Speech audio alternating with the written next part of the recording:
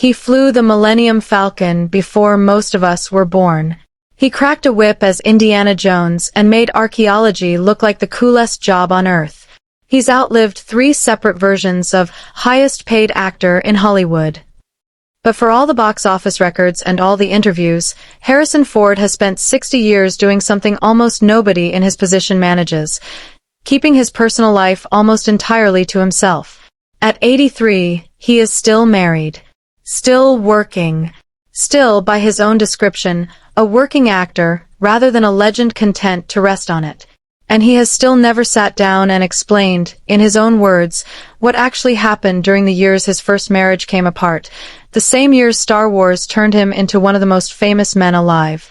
This is the story of 3 marriages, one unfinished mystery, and a man who decided a long time ago that fame didn't buy anyone the right to his inner life. Before there was a Han Solo, there was a guy with a toolbox. In the early 1960s, Harrison Ford was a contract actor at Columbia Pictures, technically employed, practically invisible. The studio let him go after a handful of forgettable bit parts, and Ford did what a lot of working actors in Los Angeles did when the acting money dried up. He picked up a trade. He became a self-taught carpenter, building cabinets and doing home renovation work around the city, often for people in the entertainment industry who had no idea the guy fixing their bookshelves had once had a studio contract. In 1964, he married Mary Marquardt. This wasn't a Hollywood wedding with cameras outside. It was 2 young people building a life together while Ford's acting career stalled out. They had 2 sons, Benjamin, born in 1966, and Willard, born in 1969. For most of the 1960s and into the 70s, actor was the least reliable part of Ford's identity. Carpentry paid the bills. Fatherhood anchored his days. Acting was something he did in between, with no guarantee it would ever become anything more. That changed slowly, then all at once. One of Ford's carpentry clients happened to be connected to a young filmmaker named George Lucas. Through that circle, Ford landed a small role in Lucas's 1973 film American Graffiti, a modest part, but enough to put him back on Lucas's radar. A few years later, when Lucas was casting a strange, expensive science fiction picture that nobody at 20th Century Fox was especially confident about, he remembered the carpenter actor and brought him in, not even to audition technically, but to read lines opposite other actors trying out for the lead roles. Ford's read of the material was different. Sharper, funnier, less reverent than the script itself. Lucas kept him in the room, and eventually kept him in the movie. Han Solo, as written, was a supporting scoundrel. Han Solo, as Ford played him, became something the entire franchise would end up leaning on. Nobody involved knew that yet. In 1976, when filming wrapped in England and Tunisia, Ford went home to Los Angeles, to Mary, to his 2 young sons, and to a household that still looked like an ordinary, financially uncertain actor's life. Star Wars was just one more finished project that might or might not lead anywhere. Star Wars opened in a limited number of theaters in May 1977. Within weeks, limited was no longer the operative word. Lines wrapped around city blocks in Los Angeles and New York. The film would go on to gross more than $775 million worldwide across its theatrical releases, a genuinely unprecedented number for the era, and it did something to popular culture that box office figures alone don't capture. It became a shared reference point for an entire generation. Ford wasn't marketed as the film's lead. That was, on paper, Mark Hamill's job. But audiences fixated on Han Solo, the wisecracking, morally gray pilot who seemed to be the only person in the galaxy not taking any of it too seriously. That character became a cultural fixture, and the actor playing him went from a carpenter with occasional film credits to one of the most recognizable faces on the planet in a matter of months. There was no gradual on-ramp for this kind of fame. One year he's building someone's kitchen cabinets. The next, he can't walk through an airport unrecognized. And while his career accelerated at a pace almost nobody could have planned for, his marriage to Mary Marquardt was heading in the opposite direction. By 1979, it was over. Ford has never gone on record with a detailed account of why. He's never published a memoir, never sat for the kind of "here's what really happened" interview that a lot of stars eventually give once enough time has passed. What's publicly known is limited to the outline: a marriage that began before fame, 2 children, and a divorce finalized in 1979, almost exactly 2 years after Star Wars remade his life. For nearly 4 decades, there was a rumor that occasionally surfaced in books and interviews about the making of the original Star Wars, something about Ford and his young co-star, Carrie Fisher, during the shoot. It stayed a rumor, unconfirmed by either party, until Fisher decided to confirm it herself. In 2016, Fisher published a memoir called The Princess Diarist, built partly around diary entries she'd kept during filming in 1976, when she was 19 and Ford was 33 and already married. In the book, she described becoming intensely infatuated with Ford during production, a brief, emotionally intense connection that, by her own account and by most subsequent reporting on the memoir, lasted roughly the length of the shoot, around 3 months, and ended when filming did and the cast scattered back to their separate lives. What made the memoir land the way it did wasn't really the relationship itself. Plenty of on-set relationships happen and stay private forever. It was the gap. Nearly 40 years of silence, followed by one person finally choosing to speak. Fisher didn't frame it as a scandal. She framed it as a piece of her own history worth examining, a way of looking back at who she'd been at 19, navigating sudden fame and long, disorienting filming schedules, and comparing that younger self to the woman writing about it decades later. Her tone, in the book and in subsequent interviews, was reflective rather than accusatory. She also said in later interviews that she told Ford ahead of time that she planned to include this material in the book, and that his reaction was cautious, reportedly involving some version of, "Let me talk to a lawyer." Fisher read that response as concern about controlling his own narrative, not as a denial that any of it happened. Ford's public reaction, once the book came out, was about as minimal as a public reaction can be while still technically being a reaction. In interviews with outlets including Rolling Stone and GQ, he didn't deny Fisher's account. He also didn't add to it. Asked whether he'd read the memoir, his answer was simply, "No, I didn't."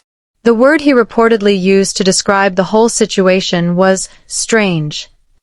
That was close to the full extent of his public comment, then and since, particularly after Fisher's death in December 2016, following which he issued a brief statement calling her brilliant and fearless, focused on who she was rather than on their shared history. Here's the important distinction, and it's one worth being precise about. Ford has never said this relationship ended his marriage to Mary Marquardt. He's never confirmed a causal link, and neither has any credible reporting. What the public record actually shows is overlap, not cause and effect.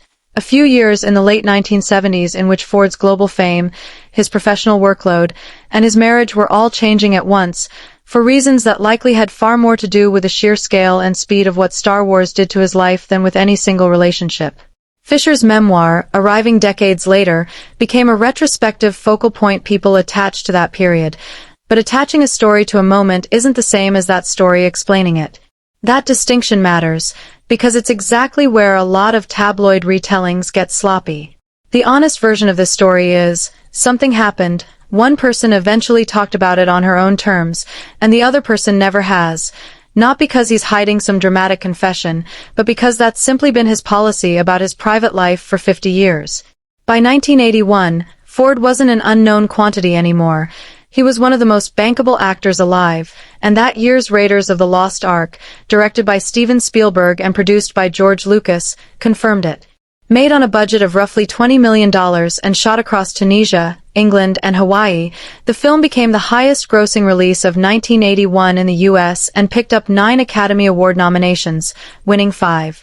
Ford did a large share of his own stunts, picked up real injuries doing them, and cemented a second iconic role to go alongside Han Solo. His personal life shifted again, too. In 1983, he married screenwriter Melissa Matheson, who had written E.T. the Extraterrestrial, itself a film that grossed more than $790 million worldwide and became one of the defining movies of the decade. It was, on paper, a meeting of 2 people at the peak of their respective fields. They had 2 children together, Malcolm, born in 1987, and Georgia, born in 1990. The 1980s and 90s kept Ford busy.